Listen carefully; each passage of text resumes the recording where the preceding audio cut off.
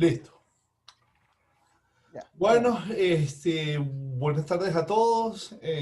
Una vez más, bienvenidos al seminario. Y tenemos al cuarto en el line-off, aunque Kendry dice que es más noveno bate que cuarto bate, pero dejando un poco el chiste de béisbol.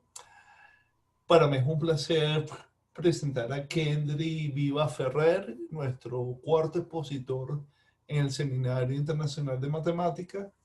Kendry es egresado de la Universidad del Zulia bajo la dirección de Vinicio Ríos, con tesis en control óptimo, y desde el 2014 al 16 fue estudiante de la maestría en el IBIC y está en Chile. Pues hizo su doctorado en sistema dinámico en, en la Universidad Católica del Norte, donde ahora es profesor de esa casa de estudio. Entonces, bienvenido, Kendry, y bueno, sin más preámbulo, los dejo con el expositor. Una vez más, antes de darle la palabra a Kendi, les recuerdo, por favor, llenar el formulario para tener el registro del seminario. Eh, en, en este día, Cristina va a estar moderando las preguntas y, como siempre, los invitamos a todos luego de la charla de Kendi a que se queden para nuestra habitual tertulia, que cada vez se pone más interesante. Bueno, entonces ahora ya los dejo con nuestro expositor de hoy. Adelante, Kendi. Gracias. Gracias, Tomás. Bueno, en primera instancia, buenas tardes. Gracias por darme el espacio. Así, afortunadamente, sí, yo desde el primer momento en que supe del seminario yo quería hablar, pero bueno, Tomás me había comentado que no había charlas para este año, pero bueno, se abrió una oportunidad y como que bueno, ya, entonces vamos a participar y ya. Entonces lo que voy a mostrar aquí es algo en realidad bastante inocente, que es la charla o es un trabajo que hice en el doctorado, ¿no? Que lo terminé recién hace un mes. Hace un poco más de un mes ya tuve la defensa y bueno, entonces lo que les voy a presentar aquí en esta charla es lo que hice, ¿no? Los resultados que hice y el trabajo que tuve durante los últimos 2 años. ¿Okay? Entonces aquí el título de la charla, como bien ven, se llama Conjunto asintóticamente seccional hiperbólico. ¿Okay? Entonces aquí la estructura de la charla es bastante simple. Simplemente mostrar la definición de la noción que vamos a tratar. Aquí voy a mostrarles un ejemplo. En realidad el ejemplo de lo que muestra la definición, que son Bernardo San Martín y Carlos Morales. Eh, Voy a presentar los resultados que se obtuvieron a lo largo de la tesis y algunos problemas que quedan por resolver, ¿no? Entonces, empezamos antes de la definición. Voy a mostrar una motivación de cómo se llegó a esto, ¿no? Todo empezó en el año 65, con Smail mostrando su famosa herradura, ¿no? Aquí cuando me refiero a la herradura, me refiero a la suspensión de la herradura, ¿sí? Para tener un flujo en dimensión 3. Y esto da respuesta a un flujo, bueno, en realidad un conjunto asociado a un cierto flujo de una variedad de dimensión 3 que tiene infinitas órbitas periódicas, ¿no? Y además es un fenómeno que se presenta de manera robusta, ¿no? Mostrando que los campos Morse-Smail no son densos en variedad de dimensión 3, ¿no? Y más allá de eso, el Smail con ese ejemplo, introduce lo que es la noción de la teoría hiperbólica clásica, ¿no? Esto generalizando lo que se hace para puntos fijos y órbitas periódicas, ¿no? Entonces introduce Smail la noción de conjunto hiperbólico, ¿sí? Y a partir de ahí empieza el boom, ¿no? Estudiando todas las todas las propiedades importantes desde el punto de vista dinámico, topológico y ergódico, ¿no? Entre medio o después, en el año 76, Buchenheimer, por un lado, y Afraimovich, Vikorichelnikov por el otro, introducen lo que es el modelo geométrico de Lorentz, ¿no? Esto con el propósito de entender un poco la dinámica que dan las ecuaciones que presenta Lorentz, ¿okay? Del modelo original de Lorentz, ¿no? El campo polinomial de Lorentz. Y con eso, y con este modelo, ellos muestran que hay un atractor, ¿sí? Un conjunto atractivo transitivo con una singularidad, ¿okay? Que es acumulada por órbita del sistema, lo cual hace que este conjunto no sea hiperbólico, ¿no? Entonces, en ese sentido, se quería contar con una noción de hiperbolicidad que pudiera extender de manera propia a la noción de hiperbolicidad clásica y en la cual el atractor de Lorentz era un ejemplo, por así decirlo, prototipo, ¿no? Y en ese sentido, Pacífico, Pujar y Morales introducen lo que es la noción de conjunto singular hiperbólico, ¿no? Dando respuesta a esa pregunta, ¿no? Ellos dan la definición de conjunto hiperbólico, de conjunto singular hiperbólico, muestran que el atractor geométrico de Lorentz satisface la definición y además que es una definición que generaliza a la hiperbolicidad clásica, ¿no? Después, en el 99, lo que es Bonatti, Pumarín y Viana introducen lo que es el atractor multidimensional de Lorentz, ¿no? Es simplemente tomar puedes tomar el modelo geométrico de Lorentz y llevarlo a variedad de dimensión superior, ¿no? Es decir, obtener un ejemplo más o menos igual, pero en dimensiones superior, y de hecho, ellos muestran un atractor con esa característica en una variedad de dimensión muy grande, y de hecho, con una singularidad, la cual tiene múltiples direcciones expansoras, ¿sí? Y eso, o debido a ese ejemplo, Morales y Metzger introducen lo que es la noción de conjunto seccional hiperbólico, ¿no? Todas estas definiciones las voy a precisar más adelante, ¿okay? Y después, o entre todo eso, está el atractor de Rovella. Eso lo hizo Rovella en su tesis doctoral, ¿okay? Mostró un campo de vectores con una singularidad así, bueno, de hecho, muestra un campo de vectores que es muy parecido al que muestra Guggenheimer, pero con una diferencia en el comportamiento de la singularidad, ¿okay? Cambia la condición expansiva que hay en el modelo de Lorentz por una condición contractiva. Y ese ligero cambio en las condiciones de los autovalores de la singularidad provoca un cambio sumamente radical en el conjunto. Y de hecho hace que este conjunto no sea singular hiperbólico, ¿okay? Pero a pesar de eso, y de hecho el atractor de Rovella no es ni siquiera robustamente transitivo, pero lo que sí es persistente en medida, ¿sí?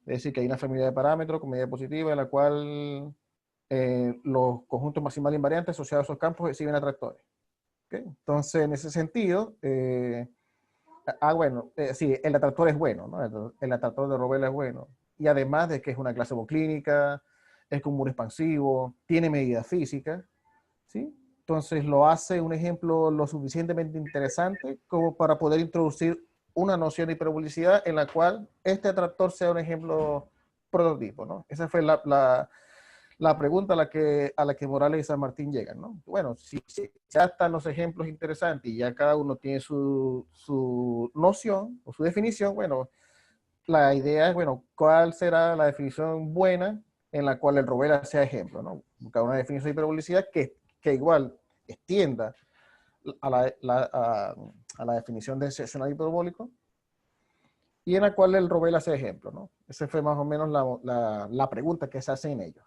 ¿okay? Entonces, en ese sentido, Morales y San Martín introducen la definición y muestran un ejemplo, pero no muestran que el Rovella es. Entonces, ¿qué pasó? Entonces, mi trabajo de tesis fue ese, ¿no? Mostrar que este atractor satisface la propiedad que les voy a mencionar y además exhibir algunas propiedades básicas que tengan estos conjuntos, ¿ok? Entonces, aquí el ambiente que vamos a trabajar es una variedad riemanniana compacta. Aquí de dimensión finita. Sí, vamos a trabajar con una variedad de dimensión finita. Tengo el flujo, esta familia de difeomorfismos, obviamente el flujo. Lambda, un conjunto compacto invariante que es parcialmente hiperbólico, ¿no? Donde esta es la decomposición del fibrado tangente. ¿Okay? Entonces aquí introduzco la definición de lo que es singular hiperbólico, que simplemente un conjunto va a ser singular hiperbólico si las singularidades contenidas en él son hiperbólicas y el subfibrado central es expansor en volumen, ¿sí? Esto significa que existen constantes positivas, K y lambda, tales que el volumen de este subespacio debe ser así que se va a exponencial con esta tasa, como si con tasa lambda, y crece, y esto significa que crece exponencialmente a lo largo de la órbita positiva de cualquier punto. ¿Sí? Hay que destacar eso, ¿no? Que aquel crecimiento exponencial a lo largo de la órbita positiva de todo. Y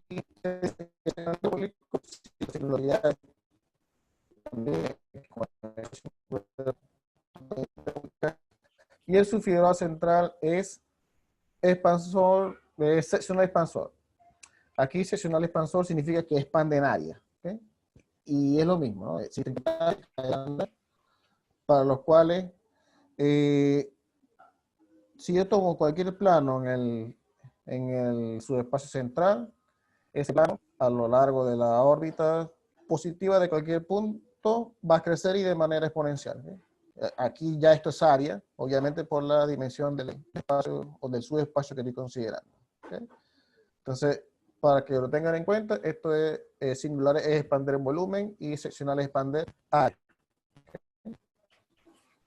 Y aquí está la definición que introducen Morales y San Martín, que es la definición de conjunto asintóticamente seccional hiperbólico. ¿Ok? Que es un conjunto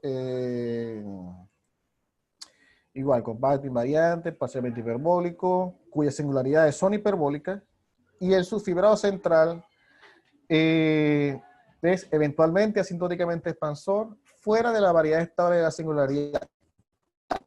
Esto tal vez puede parecer un poco rimbombante, pero en pocas palabras lo que dice es que existe una constante C tal que para todo punto del conjunto que no vaya a parar a una singularidad, ¿sí? Para todo aquí el conjunto, que no pertenezca a las singularidades, y cada plano va a pasar esto, ¿ok? Si ves que el link sub, es decir, que este link sub es uniformemente positivo para todos estos puntos, ¿ok? Una manera de entender esto es viendo un poco lo anterior, ¿no? Si nos fijamos en esta expresión que está acá, la de abajo, un t que satisfaga esta condición se puede decir que es un tiempo hiperbólico, ¿no? Si le damos un nombre, le podemos llamar tiempo hiperbólico. Entonces, esta definición que está acá nos está diciendo que para todos estos puntos existe una cantidad infinita de tiempos hiperbólicos y que además esos tiempos hiperbólicos son arbitrariamente grandes. ¿Ok? Y esto lo da no dice que hay infinitos, pero son acotados. No, aquí dice que son infinitos y arbitrariamente grandes. ¿Ok? Y estos sistemas, a diferencia de las nociones anteriores, permite que en la órbita el comportamiento se mezcle. Es decir, que se mezcle el comportamiento contractivo y el comportamiento expansivo. ¿Okay? A diferencia de las nociones anteriores que solamente permiten un comportamiento en el subfibrado central. ¿Sí? Entonces, esa es la gran diferencia, y de hecho la diferencia sustancial e importante que hay acá con esta definición, ¿no? Y la observación que hacen es que, bueno, obviamente cada conjunto seccional hiperbólico es asintóticamente seccional hiperbólico, pero el recíproco no es cierto, ¿no? En general. Sí, esto lo que está diciendo es que esta definición extiende de manera propia a la noción de hiperbolicidad seccional, ¿no? Y aquí el ejemplo es bastante sencillo, ¿no? Es considerar tipo Rovela, una órbita periódica tipo silla y una órbita regular, o en realidad es una conexión, o una órbita que conecta a la órbita periódica con la singularidad, ¿ok? Como bien está presente en el ejemplo. Obviamente, este ejemplo va a abrir la al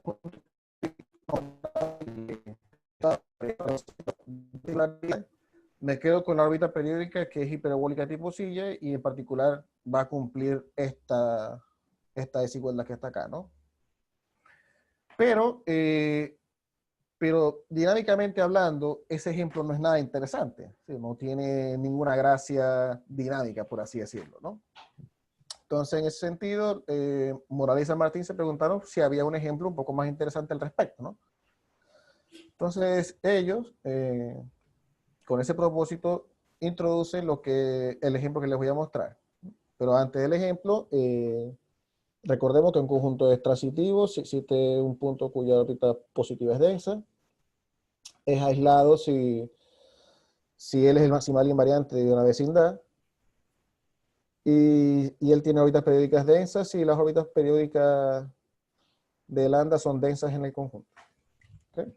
Entonces, en ese sentido, ellos muestran el siguiente resultado, que existe un campo de vectores, una variedad de dimensión 3, con un conjunto aislado transitivo con órbitas periódicas densas, el cual satisface la noción de hiperbolicidad que les acabo de demostrar, y que además contiene una singularidad tipo Rovela, ¿sí? Es decir, que hay un ejemplo de un conjunto que es, que vamos a llamarlo ASH, hay algo que es ASH y que no es singular hiperbólico. ¿Ok? Entonces, el ejemplo es este, ¿no? Es la famosa herradura singular contractiva. Como ven el ejemplo, está formado por una órbita periódica hiperbólica, tipo silla, una, una singularidad tipo Rovela, y en la cual tomamos una sección transversal sigma, y en la cual hacemos que la dinámica sea de esta forma, ¿no? Tomamos dos rectángulos, como en la construcción clásica de la herradura, y hacemos lo siguiente, ¿no? Lo que hace la dinámica es, bueno, enviar este rectángulo, o este subrectángulo, a este subrectángulo vertical, y hace que la dinámica contraiga estas líneas en esta dirección y expanda las verticales. Y en este subrectángulo lo que hace es esto, ¿no? Lo que hace es llevarlo por el flujo a través de esta singularidad, y al hacer eso, cuando regresa a la sección transversal, regresa de esta forma. ¿Okay? Claro, entonces puede ver como un triángulo cuspidal. En realidad, esta zona, esta vendría siendo como que la imagen de, o mejor dicho, en este sentido habría como una aplicación de primer retorno, ¿no? Que envía este subrectángulo a esta región cuspidal. Y sale este punto, y este punto está asociado de hecho al paso del flujo por la singularidad. ¿Okay? Por eso que al regresar llega así. ¿Okay? Y la construcción se hace de tal modo que las líneas horizontales forman una foliación invariante contractiva, y eso hace posible una reducción unidimensional. Y esta es la reducción unidimensional que encuentra, ¿no? Aquí el ρ es un número mayor que 1, de modo que aquí, en esta zona y en esta zona va a ser expansiva, que esto va a representar la expansión que se hace acá, en esta línea vertical, y la expansión que se hace hasta en esta zona, ¿sí? y esta zona crítica, o lo que está diciendo que el 1 es un punto crítico, y esto viene representado por esta línea que está acá, ¿no? Esta línea horizontal es la que está asociada a la variedad estable de la singularidad, y por eso es que cuando uno hace la reducción, uno se encuentra con un punto crítico, y además aquí toda esta zona tiene derivada menor que 1, y eso es gracias al comportamiento de la singularidad Robel. ¿Okay? Entonces, estudiar propiedades topológicas del flujo es estudiar las propiedades topológicas que tenga esta dinámica unidimensional. ¿Okay? Aquí, obviamente, nos estamos refiriendo al maximal invariante. Así, después aquí, en la herradura nos vamos a referir, en cierto modo, es al maximal invariante por el flujo en esta construcción. ¿Okay?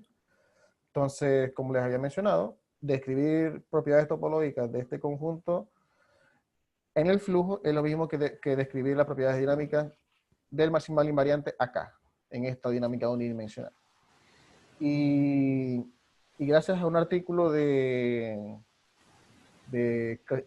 Carrasco Olivera, Morales y San Martín, ellos muestran que esta dinámica unidimensional exhibe un conjunto, así el maximal invariante, es aislado, es transitivo y tiene órbitas periódicas densas. ¿Okay? Entonces, en ese sentido, el maximal invariante por el flujo también las va a cumplir.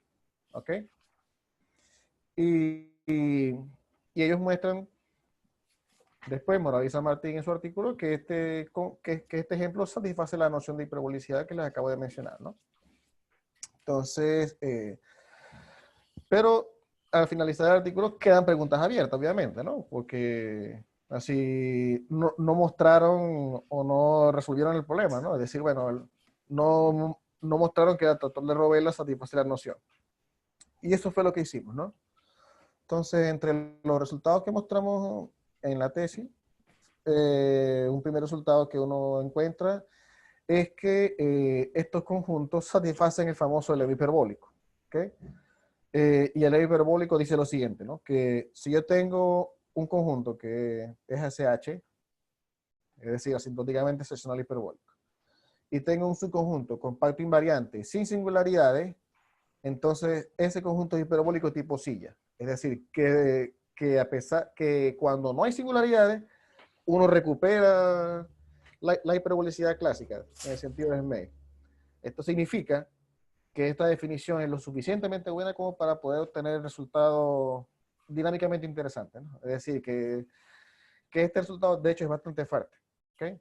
Porque cuando no hay singularidades en el conjunto, eso quiere decir que el conjunto es hiperbólico. ¿Okay? Y el bosquejo de la prueba es así, ¿no? Aquí lo que se hace es bajar hacia el flujo de Poincaré. Bueno, de hecho, subir hacia el flujo de Poincaré en el fibrado tangente y mostrar que ese flujo lineal de Poincaré admite una decomposición hiperbólica, ¿no? Y entonces lo que hace es eso, ¿no?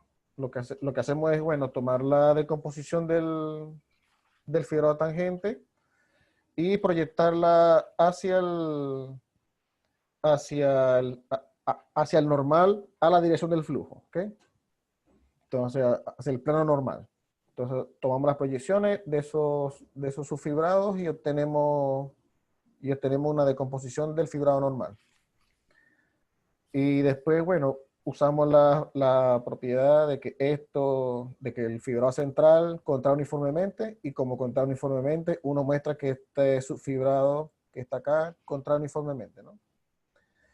Y después usamos la hipótesis o la propiedad SH y la ausencia de singularidades y la compacidad del conjunto y del grassmanniano para garantizar que los tiempos hiperbólicos que les mostré en la definición, que si bien son arbitrariamente grandes, ellos pueden estar distribuidos de manera muy ordenada, ¿okay? O, perdón, muy desordenada. Así, esos tiempos hiperbólicos se pueden mover de manera muy desordenada, pero cuando el conjunto no tiene singularidades, uno puede garantizar que los tiempos en donde yo alcanzo hiperbolicidad están uniformemente acotados. ¿Sí? Es decir, que hay un orden en la distribución de esos tiempos, y al haber esa distribución, uniforme en los tiempos hiperbólicos, uno puede hacer estimaciones buenas, ¿ok? De hecho, uno puede hacer estimaciones buenas para cualquier punto del conjunto y para cualquier plano, ¿sí? Porque recuerden que la existencia de tiempo hiperbólico también va a estar o va a depender del plano. Por eso es que es importante aquí en la compacidad del Grassmanniano. Y después, bueno, como tengo estimación uniforme para cada punto de ese conjunto y cada plano, lo que hago es considerar un plano particular, ¿sí?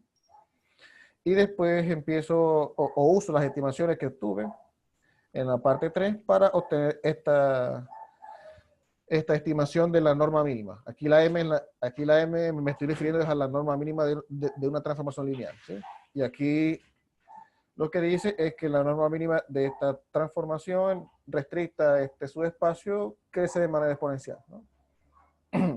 Lo cual, en otras palabras, lo que me está diciendo es que esta transformación o este flujo para todos los vectores de este subfibrado lo que hace es expandir de manera exponencial y uniforme, ¿okay? Por eso el K y el C tilde son uniformes.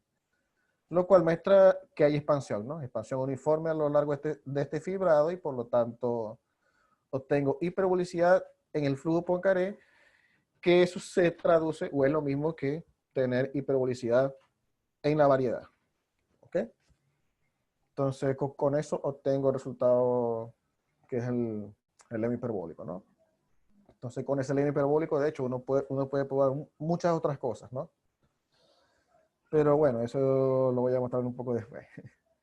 El siguiente resultado que muestro acá es bueno, el ejemplo que muestran Morales y San Martín es aislado transitivo con órbitas periódicas densas, pero no es atractor, ¿sí? Entonces, para recordar un poco aquí, diremos que un conjunto es atractivo si existe una vecindad de ese conjunto lambda para el cual satisface esta condición y el cual él es el maximal invariante hacia el futuro de esa vecindad, ¿sí? Y esa región U es lo que se llama región atractiva. Y vamos a llamarlo atractor si es atractivo y transitivo, ¿ok? Sí, esa va a ser nuestra definición de atractor. Y en ese sentido, nosotros mostramos el siguiente resultado. Es decir, aquí en cualquier variedad tridimensional, aquí nos referimos a variedad tridimensional sin borde orientable, ¿ok? Entonces, en ese tipo de variedades, uno siempre puede construir un campo de vectores, exhibiendo un conjunto que es asintóticamente seccional hiperbólico, que además es atractor, tiene órbitas periódicas densas y tiene una singularidad tipo Rovella, ¿sí? Esto resultado muestra que uno puede también encontrar atractores que satisfacen esta noción de hiperbolicidad y que no son singular hiperbólico o seccional hiperbólico, ¿ok? Aquí el ejemplo es este, ¿no? Es simplemente considerar tres singularidades. Esta del medio, lago tipo Rovella, perdón, y estas dos Lorentz, ¿sí? Aquí esto se construye a través de una célula, en realidad. Es decir, es como que pegar las células que uno obtiene en la construcción de los atractores, en particular del atractor geométrico de Lorentz, tomar unas células y pegarlas. Y eso me da este conjunto que está acá, ¿sí? Y después estos triángulos cuspidales uno los lleva de manera adecuada a estos conjuntos que van a ser en realidad secciones transversales, ¿ok? Secciones transversales al flujo, ¿sí? Y al construirlo de esta manera obtengo un conjunto que en esencia, así, las órbitas se pasean por todo el conjunto, ¿no? Si tengo una órbita que nace acá arriba, puede pasar por aquí, se va para abajo, sale aquí, se mete acá, se mete por aquí, y así hace el paseo, ¿no? Así, uno puede asegurar que las órbitas se pasean por todo el conjunto, ¿sí? Y además uno impone unas condiciones sobre los autovalores de estas singularidades, de modo que al uno considerar la transformación de retorno, ¿ok? Esa transformación de retorno es expansiva, ¿sí? Bueno, es hiperbólica a lo largo de esta parte, ¿no? Cuando uno, claro, aquí obviamente hay que mencionar que las líneas verticales forman una foliación invariante contractiva y eso también da lugar a una dinámica unidimensional y, y las condiciones sobre las singularidades lo que hace es que la dinámica unidimensional tenga derivada mayor que 1, ¿sí? Es decir, o en ese sentido uno puede rescatar todo lo que uno hace con la dinámica unidimensional del atractor de Lorentz, ¿sí? Y de hecho, con esos argumentos uno puede mostrar que esa dinámica unidimensional, el maximal invariante, es un atractor, ¿ok? Y es un atractor. Entonces, aquí, para que así uno puede construir el campo de vectores de modo de que la región atractiva sea homeomorfa a un toro de género 4, ¿sí? Y esto hace que en realidad que el conjunto sea atractivo y como ya les había mencionado antes, las propiedades de la dinámica unidimensional hace que el conjunto sea transitivo. Entonces tengo atractivo, transitivo, atractor. ¿Okay? Y como les había mencionado, como la transformación de retorno era hiperbólica, entonces uno puede mostrar o uno puede mostrar que este conjunto satisface la noción de hiperbolicidad es encontrando los tiempos hiperbólicos. Y aquí los tiempos hiperbólicos van a ser precisamente los tiempos de retorno los tiempos de retorno a la sección transversal. Es decir, que cada vez que yo retorne, voy a retornar expansivo a lo largo del Figueroa central. ¿Okay? Así uno puede construir una decomposición del Figueroa tangente y cada vez que uno vaya a retornar a la sección, eh, esa área o ese volumen expande. A pesar de la contracción que hay inicialmente, cuando llego expansivo. Eso para hacerle mostrar una vez más que a pesar de haber comportamiento contractivo en algunas situaciones, ese comportamiento malo se recupera. ¿Sí? Y bueno, aquí continuando con los resultados que obtuvimos, tenemos esta definición, ¿no? Uno dice que un atractor es ASH, en una forma casi persistente. En la topología CR, si existe una región atractiva de lambda para el cual este campo de vectores, que es el que tiene a lambda como atractor, es un punto de densidad k-dimensional de este conjunto. Es decir, que hay arbitrariamente cercano a X, hay conjuntos de medida positiva de campos que son cercanos a X y en los cuales el maximal invariante es un conjunto ASH. ¿Okay? Y lo que mostramos es que más allá de que el atractor de Rovella satisface la definición o esta noción de hiperbolicidad, lo que vimos es que la cumple de manera casi dos persistente en la topología C3. ¿Sí? Y aquí entonces la idea es buscar la familia de parámetros y ver que esa familia de parámetros, los maximal invariantes satisfacen la noción. Entonces, para mostrarles un poco aquí lo que hicimos, bueno, en primer lugar mostrarles lo que es el atractor de Rovella, ¿no? Es eso que está ahí, es ese campo de vectores. Tengo esta sección transversal y aquí el campo lo que hacemos es tomar un campo lineal, aquí, de manera de que aquí tienen los autovalores en la singularidad, ¿sí? Y aquí la suma de este lambda S más lambda U es negativa. Ese es a lo que yo me refiero con una singularidad contractiva a lo largo del Figueroa central. ¿Ok? Y Rovella muestra que este conjunto de hecho es un atractor. Entonces la primera o las principales propiedades que tiene este conjunto son las siguientes, ¿no? Primero, bueno, que las condiciones sobre los autovalores garantizan la existencia de una foliación C3 estable y que varía continuamente con I, ¿sí? Y esto obviamente varía continuamente en la topología C3, ¿sí? Es decir, campos C3 cercanos van a emitir una foliación invariante, ¿no? Contractiva, de hecho. Y eso significa que para cada uno de esos campos uno puede hacer reducciones unidimensionales. además, bueno, las condiciones sobre la dinámica unidimensional definen una subvariedad de codimensión 2 dada de esta forma, ¿no? ¿Cómo se puede ver de manera más simple esta subvariedad de codimensión 2? Bueno, regresemos un poco acá. Acá lo que está hoy, aquí la construcción, si bien no se ve en el dibujo, lo que uno hace es que las ramas de la varina estable, uno las conecta a órbitas periódicas repulsoras acá, ¿sí? Uno lo que hace es conectar esas ramas de la varina estable a órbitas periódicas.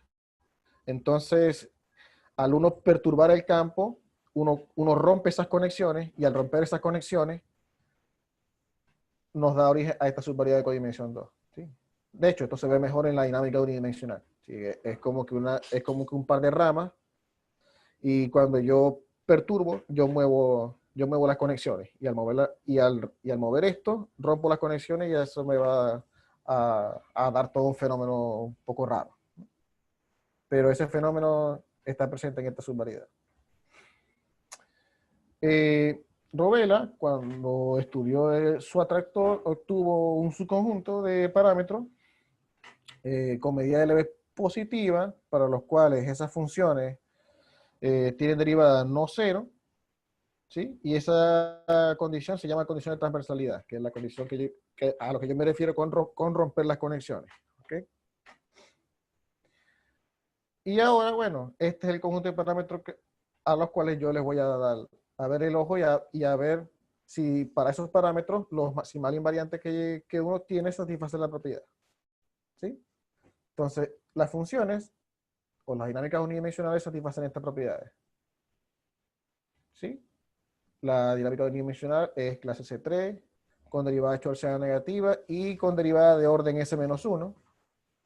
¿Ok?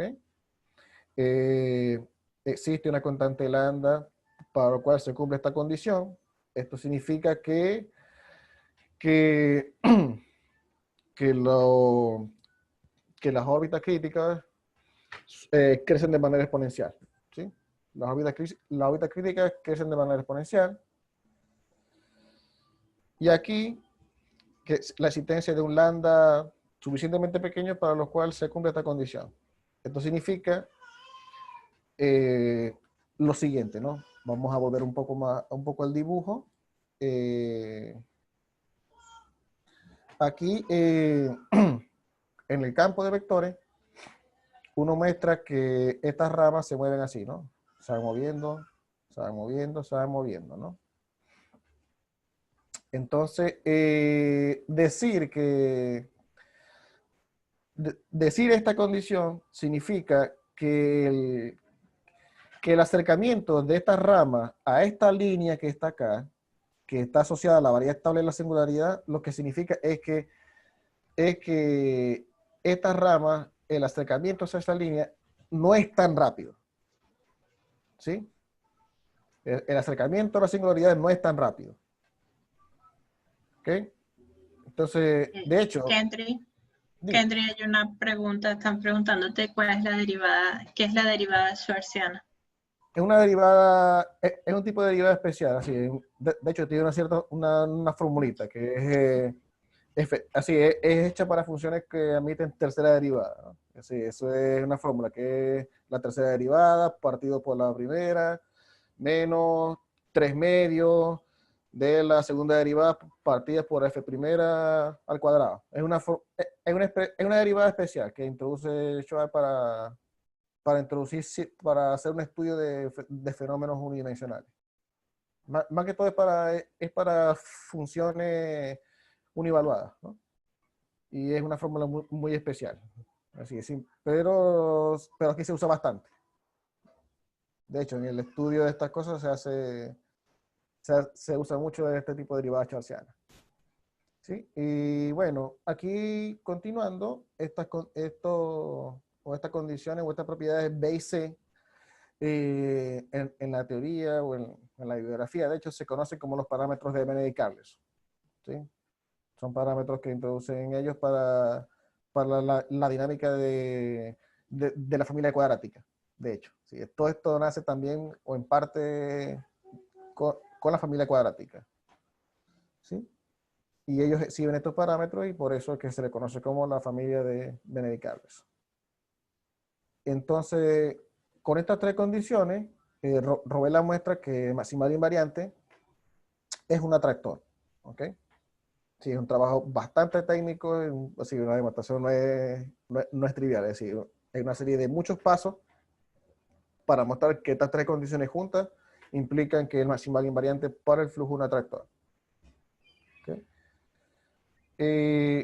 Ahora, claro, estos mapas que si vi anteriormente satisfacen estas propiedades, ¿no? Sí, satisfacen un par de propiedades que son muy importantes. La primera es la existencia de constantes, sigma 0, B y delta 0, para los cuales se cumplen estas condiciones, ¿no? Esto en el fondo significa que si yo tengo un punto del intervalo en el cual se mantiene lejos del 0, esto significa que si la órbita de un punto se mantiene fuera del 0, ella va a crecer de manera exponencial, o la derivada crece de manera exponencial. Y si yo en un cierto momento retorno o estoy cerca, o lo suficientemente cerca del 0, lo que significa es que igual cuando a lo largo de ese trazo o de ese pedazo de órbita, la derivada va a crecer de manera exponencial, pero aquí de manera uniforme. ¿Okay? Para que vean que aquí la constante C va a depender de lambda en el viaje, pero cuando retorno es uniforme. ¿Okay? Y además cumple otras propiedades. Aquí, bueno, considero ese intervalo y su m, ¿sí? Y escojo un beta que satisfaga esas condiciones, ¿ok? Y llamo P sub m, el número más grande, el entero más grande, de hecho, para el cual todos esos puntos, todos los puntos X de este intervalo, y para todo J, entre 1 y P, se cumple esto, ¿no? Algunas de las dos condiciones. Eso va a depender de en qué lado esté, ¿ok? Y esto significa que es el iterador más grande para el cual todos los puntos de este conjunto acompañan a las órbitas críticas. ¿Sí? Y la acompañan de esta manera. ¿Okay? Así, aparte de que las va acompañando, se van pegando cada vez más, pero va a ser el entero más grande en el cual eso se permite. ¿Sí? Porque en ciertos momentos se van a pegar y después se separan. ¿Okay? Ese intervalo de tiempo es lo que se llama tiempo acotado, periodo acotado, ¿no? Para ese intervalo. ¿Sí? Y obviamente va a depender de m, ¿no? Es decir, que si el m es más grande, la pregunta es, bueno, ¿qué propiedades cumple el p cuando se mueve m? Así, ¿cómo es p con respecto de m? Bueno, él cumple ciertas propiedades interesantes que son estas. ¿Okay? Primero, lo que uno muestra es que la derivada, así que mientras yo voy acompañando a la órbita crítica, la derivada tiene distorsión acotada. ¿Sí? Y esto es distorsión acotada respecto de la órbita crítica. ¿Okay? Y esto es bastante importante porque esto me va a permitir hacer estimaciones para la derivada de los puntos del intervalo con respecto a la derivada de la órbita crítica, la que sabemos crece de manera exponencial. ¿Okay? Además, me dice que este número tiene un crecimiento más o menos lineal, ¿no? Así, que crece entre dos rectas, ¿no? Y esto es para todo m. Quiere decir que mientras m crece, este número se mantiene entre dos rectas. Y para todos los puntos del intervalo, se cumple esta propiedad. ¿Ok? Eso quiere decir que si yo tengo un punto, esto significa que si yo tengo un punto muy cercano al 0, recuerden que por la construcción ese punto tiene derivada muy mala. Derivada menor que 1, pero muy, muy, muy pequeña. Lo que me dice esto es que al final del recorrido, que después de acompañar a la órbita crítica, ese tiempo P, él recupera derivada. Y la recupera de manera exponencial. ¿Okay? Esto quiere decir que se compensa, no importa qué tan malo sea la derivada en ese punto, siempre va a ser recuperada. Siempre se va a compensar. ¿Ok? Y se va a compensar en ese tiempo. ¿Ok? Y con estas propiedades uno muestra lo que quiere, ¿no? Y aquí está el bosquejo, ¿no? Aquí simplemente la existencia de la foliación contractiva, muestra la existencia de este subfibrado estable. Y para el central, uno lo crea con una técnica de campo de cono. Y usando el hecho de que es atractor, uno puede construir este subfibrado a través de campo de cono. Después, bueno, para ver que este subfibrado satisface la definición de ASH, bueno, uno toma un punto cualquiera en la sección transversal y considera dos casos, ¿no? Entonces, ¿cuáles son los casos?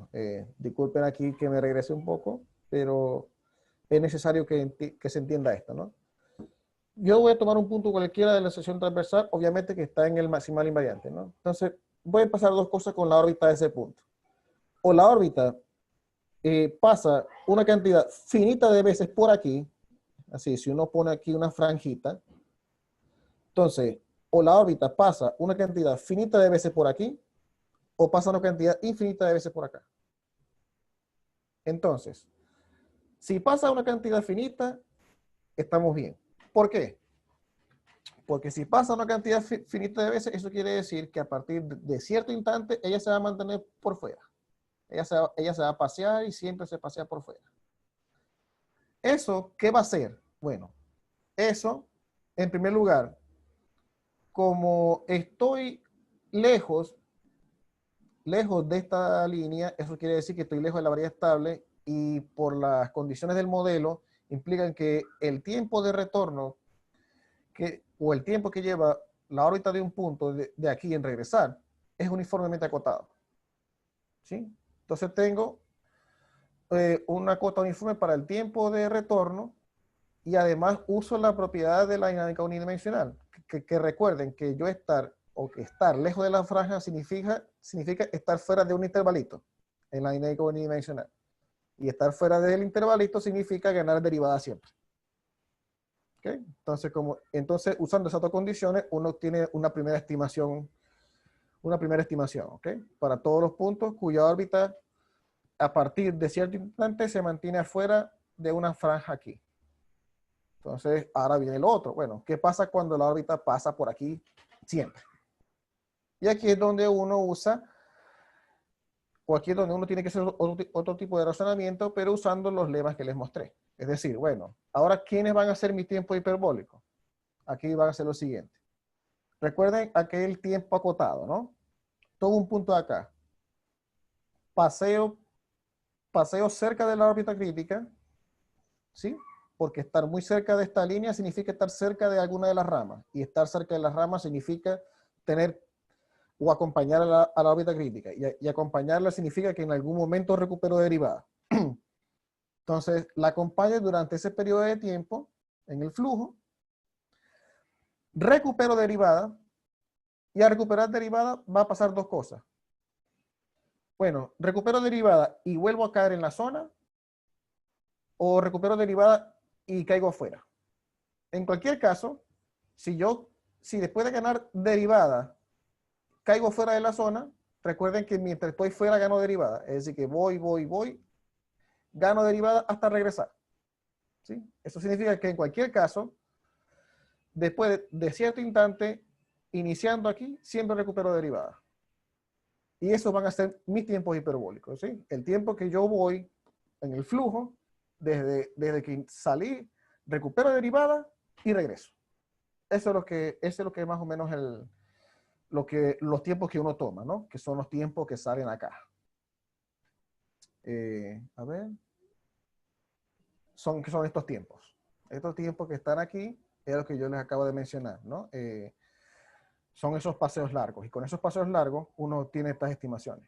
¿Okay? Entonces, de acuerdo a los dos casos, uno tiene una constante C1, una estimación C1 estrella. Este es para los puntos que se pasean infinitas veces por acá. Y esto es para lo que se pasea infinitas veces. Entonces, obviamente, uno toma el mínimo de las constantes y eso me va a dar lo que yo quiero, ¿no? Porque recuerden que yo quiero que el link sub sea mayor o igual que una constante. Y entonces, simplemente lo que hago es considerar el mínimo de las dos. Y obtengo una estimación para todos los puntos. Sí, para todos los puntos del atractor. Y por lo tanto, veo que que el atractor de Rovella satisface la condición y de manera dos persistente, porque toda esta demostración la estoy haciendo para todos los parámetros de este conjunto. ¿Sí? Y este conjunto de parámetros tiene a 0 como un punto de densidad total y todo lo demás, pero lo importante es ver que estos parámetros, además de ser un conjunto de parámetros de medida positiva, todos satisfacen la condición que yo quiero. Por lo tanto, el atractor de Rovella satisface la noción de hiperbolicidad y además lo hace de manera dos persistente en la topología C3. ¿Sí? Y aquí, para cerrar, aquí voy a mostrar un resultado desde el punto de vista ergódico, que es simplemente esto, ¿no? Uno vuelve a un dimorfismo, una medida invariante y un conjunto de compacto invariante. Uno define lo que es una medida SRB-like o tipo SRB. ¿Sí? Una medida es de ese tipo si para cada epsilon la vacía de epsilon atracción ergódica tiene medida LB positiva. ¿Okay? Y este conjunto P omega de X es el conjunto de puntos de acumulación aquí en la topología de Mil estrellas de estas medidas, de este conjunto o de esta sucesión de medidas que en la literatura se conocen como medidas empíricas. ¿Sí? Entonces, ahí está, ¿no? Entonces muestro una definición de lo que es un conjunto Lyapunov estable. Esto ya es algo conocido. Y este es otro resultado, ¿no? Para cerrar ya esto, al menos en la parte de los resultados. ¿No? Y aquí tengo este teorema y la necesidad de las hipótesis, ¿no? Si la necesidad, aquí hay una ligera extensión de resultados ya válidos para conjuntos seccional hiperbólicos, salvo la condición de estas medidas. Y este ejemplo muestra que la condición que estoy imponiendo acá, de que el conjunto soporta una medida no atómica para el tiempo 1, es necesaria. Y no es, y así es, o dicho de otro modo, la condición no es superflua. ¿Okay? Y simplemente tomando esto, ¿no? Un campo en la esfera, tomando este campo en la esfera y multiplicar por una contracción fuerte. Eso me da un campo, una variedad de dimensión 3. Se puede decir S2 cruz el intervalo menos 1, 1. Y tengo esa dinámica, ¿no? Y con esta dinámica, si uno se fija, el maximal invariante va a ser como que decir la esfera del medio. Ese maximal invariante es asintóticamente seccional hiperbólico de manera obvia. Pero las medidas de este tipo, SRB, son todas físicas. Sí, son todas atómicas, perdón. Y todas concentradas en átomos. Sí, aquí los átomos son los polos. ¿Okay?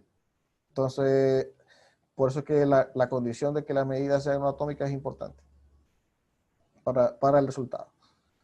Y bueno, aquí los problemas que quedan abiertos al respecto de la teoría, ¿no? Aquí el recíproco de este teorema, el problema de la común expansividad, la existencia de medidas físicas, órbitas periódicas, existencia de clases homoquímicas no triviales, persistencia de estos atractores y la construcción de atractores con esta condición y que es en dimensión mayor que 3, en esencia, ¿no?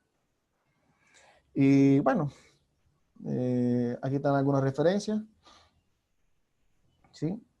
Aquí están los artículos que se publicaron. Y bueno, muchas gracias. Gracias, Kendry. ¿Preguntas? Yo no tengo una pregunta, pero solamente quiero felicitar a Kendry. Estaba bien interesante la charla, bien bonita, con muchos resultados y de verdad vale la pena mencionar que es un doctorado reciente que se acaba de culminar, por lo tanto eso hay que reconocerle y nos motiva mucho. Entonces, felicitaciones, Kendry. De verdad que es bien bonita la charla y me agrada ver que los colegas están consolidando sus proyectos académicos. Gracias. ¿Algún otro comentario, preguntas? Si no tienen audio, pueden escribir por el chat también. Y ahí las vamos pasando. Kendry, en Yo puedo ¿cuál? conectar mi audio, perdón, estoy conectando mi audio. Bien. Ya. No, pregunta tú. No, y el teorema 5, ¿cuál era? ¿Puedes ponerlo, por favor, para ver? No. Querías ver. Y esa condición de tener medidas atómicas, ¿esa la satisface el ejemplo que construyeron? Bueno, a ver, la condición esta de la de las medidas. Sí. El ejemplo que está aquí No, yo se digo ve.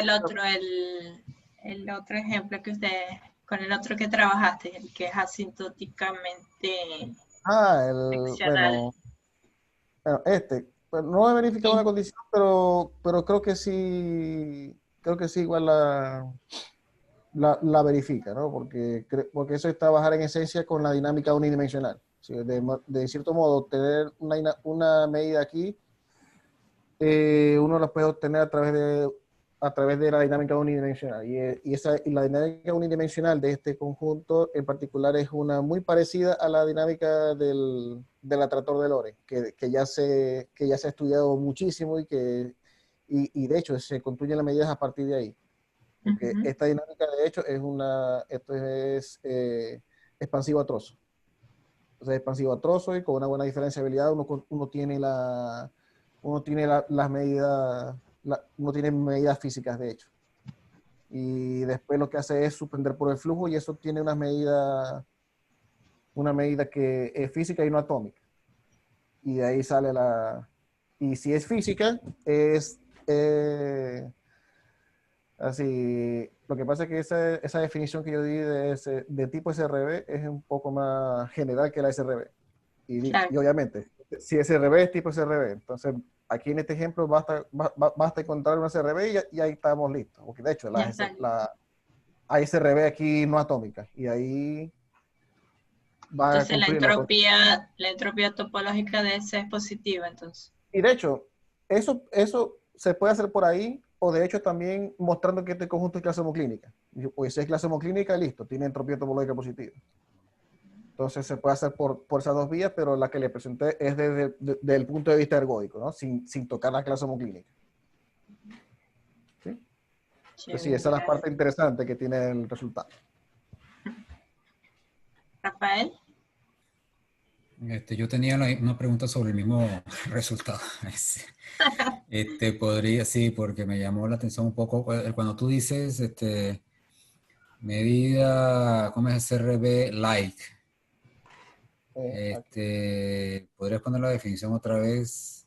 Ahí está. Por favor, aquí está. Entonces tiene, que el soporte tiene medida positiva de Lebesgue y que las medidas estas concentradas en órbitas periódicas sea no, en órbitas periódicas no, las medidas concentradas en órbita, o sea, los promedios de delta de Dirac concentrados en órbita finita. Sí, en trazos de órbita, ¿eh? Sí, en pedazos de órbita. ¿Qué es lo que es ese Rho o P omega? ¿Qué es eso? La distancia de P omega de X a mu. Ya va. Es lo que está abajo, ¿no? Eso es tomarlo sí, el Wick como lo hizo el conjunto de los soportes. Los puntos de acumulación De los puntos de acumulación en la topología de Vila-Estrella de esas medidas empíricas. Ya, entonces, está uno bien. tiene un cierto conjunto y lo que hago es ver la distancia de ese conjunto a la medida en particular. ¿Sí? Entonces, la distancia del conjunto, o lo que pasa es que estoy un poco confundido porque esa es la distancia estrella. Sí, la distancia estrella. La distancia estrella, no la distancia entre conjuntos. Ya. No, es la estrella. En realidad. Sí, entonces. Si uno quiere medir distancia en conjunto, en realidad lo que uno está midiendo es ahí en la distancia en la estrella, ¿no? En la topología débil estrella. Débil estrella. Sí, claro. Entonces entonces el resultado es que si tienes una un conjunto seccionalmente hiperbólico que es Lyapunov estable para una variedad. Entonces, cuando en algún momento aparece ahí, claro, yo pensaba por la construcción que eso tiene que tener una clase homoclínica, entonces ya tiene entropía topológica diferente de cero. No, Pero pero por, aquí no. por lo que tú estás sugiriendo aquí, aparentemente en algún momento va a aparecer también un conjunto que no es uniformemente hiperbólico, porque tiene entropía métrica positiva, tiene exponente Lyapunov positivo, una cosa así. Sí, no, es que de hecho, en la definición que se da en el fondo, si no lo quiere ver en términos de medida, uno puede decir que para los puntos que no vayan a parar a singularidades, si uno le mide el exponente Lyapunov, es positivo. Claro, pero entonces Si uno lo quiere ver ahí. eso ya no implica que la entropía topológica es positiva. No, porque puede pasar esta situación. Sí, pero o sea, a ver, Porque cuando le saco la variedad de estados singularidades, ok, ese conjunto puede tener, el conjunto que te quede puede ser muy despreciable, puede ser de medida cero. Entonces los sí, exponentes está de bien, Lyapunov pero en el quedan ejemplo concreto tuyo eso podría pasar. en, el, O sea, en aquel reformulo mi ejemplo. pregunta, ¿existen ejemplos como los que tú construiste que no son Lyapunov estables? Eh, Porque esos ejemplos tienen cara de ser medio robustos, ¿no? mm, bueno, en realidad Eso es no, lo que me así confundió un no, poco. no, bueno, sí, ciertamente no he mirado esa parte, pero hasta ahora los ejemplos que se han construido al menos cumplen Sí, todas estas condiciones, ¿no? sí, justamente. Y este ejemplito lo que muestra simplemente es que esta condición no es superflua, así que no es algo que se pueda derivar de ser ASH y Lyapunov estable. Y No, de ya hecho, sé, pero en el contexto de estos, o sea, lo que me parece es que como tú lo pones en el contexto de los seccionalmente hiperbólicos, sería interesante conseguir un ejemplo de esto que tenga estas medidas atómicas ahí, por ejemplo. mm, Eso es sí, lo que no, me pero ya, parece por que... ejemplo, claro, y porque, por ejemplo, este ejemplo satisface la definición, el Lyapunov estable, pero sus medidas son todas las medidas Ya sé, que... pero ese proviene, ¿dónde se encaja eso en un ejemplo asintóticamente seccionalmente hiperbólico? No, no, me parece que este es el ejemplo. Lo que pasa es que, claro, dinámicamente no es muy interesante, porque este ejemplo, de hecho, tiene entropía cero, Sí, es un ejemplo entropía con topológica dinámica cero. totalmente trivial. Claro, cuando yo me refiero aquí al recíproco aquí, la cuestión sería, bueno, habrá uno con entropía topológica positiva, pero cuyas medidas tipo SRB sean todas atómicas, Sí, en lo que no se sabe. Entonces, esa sería la parte como que más interesante. claro, exactamente. Ok, ok, ok. Sí, bueno, ok.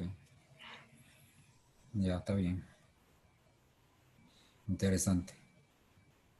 Otra pregunta, comentarios.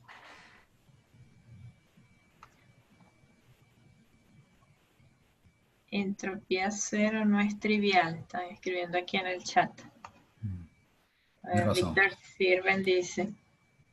Y hay otro comentario de Alexander Arbieto. Dice, física es cuando la distancia es cero y tiene medida de LB positiva. Sí. Claro, eso es para decir que toda física es pseudofísica, porque también para no decir tanto tipo de SRB o así, también se le conoce como pseudofísica. Sí, física y pseudofísica. Entonces, claro, física es distancia cero y medida leve positiva. O todo lo que tenga distancia cero tiene medida leve positiva.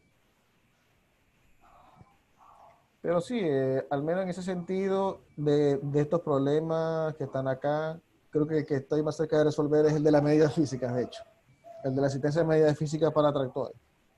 Y de hecho, si resuelvo si hay una solución afirmativa para este problema, también habría una respuesta para el contexto tractores, para la pregunta para la pregunta de las órbitas, perdón, de las clases homoclínicas y de las órbitas periódicas. Así, porque la existencia de medida física, así he estado estudiando esto y la que he encontrado, hay que hacer unas cuentas, hay que verificar unas cosas ahí, pero si se encuentra esa medida es ergódica además. y eso implica además de que es hiperbólica y no atómica. Entonces, todo eso junto muestra que el conjunto va a interceptar a una clase homoclínica. Y como estamos en un atractor, él la contiene. Entonces, el conjunto ya tiene en sí mismo una clase homoclínica no trivial. Y si contiene una clase homoclínica no trivial, contiene una órbita periódica. Ya lo que quedaría es mostrar, por ejemplo, que la clase homoclínica que uno encuentra ahí se reduce a todo el atractor. Que ese sería como ya el problema de la clase homoclínica, ¿no? Mostrar que todo atractor, con la condición que está ahí, también es clase homoclínica. Entonces ya eso es otro problema. ¿Ese Komuro expansiveness qué es? Esa es una definición que introduce Komuro para la expansividad de flujo con singularidades. No es la clásica que hace Bowen y la definición de Bowen, sino que esta es una definición que pone Komuro para que funcione con flujos con singularidades. En particular, para mostrar que el atractor de Lorentz satisface esa definición, de hecho. El atractor geométrico de Lorentz es como un expansivo y no es expansivo en el sentido de Bowen, ¿no? Sí, es una definición que de hecho creo que generaliza la definición de Bowen. Porque creo que muestra que Komuro es expansivo y si el conjunto no tiene singularidad, es expansivo según Bowen. De hecho. Y bueno, hay una definición de expansividad para homeomorfismo que se generaliza para flujos y singularidades sin problema. Pero esa definición no funciona cuando uno le mete singularidades al flujo. Sí, por eso. Es que No funciona. Entonces, ya hay que hacer... cuando uno pone singularidades, Sí. ahí todo se pone feo. Entonces, claro, y ahí es donde viene también lo interesante, porque así al menos el estudio interesante se vuelve interesante cuando uno le pone singularidades y ahí el estudio se complica, ¿no? Y esa es la parte graciosa de todo.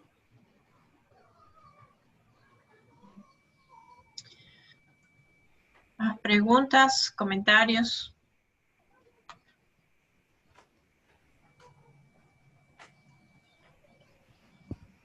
Bueno, solamente para a modo de cierre, si no hay más preguntas, quiero informarles a todos que todavía estamos evaluando la presentación de Iris López la semana que viene por problemas técnicos en Venezuela, bueno, se le robaron los cables de conexión a ABA en su casa, en fin.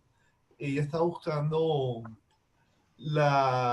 estamos tratando de resolver, estamos haciendo nuestro mayor esfuerzo para no cancelar la clase, inclusive hasta mi mamá se propuso facilitarle la casa para que Iris ponga, o sea, estamos barajando todo, de cancelarlo, pues todavía no sabemos, lo vamos a anunciar el jueves por la noche y bueno, no tendríamos seminario la semana que viene.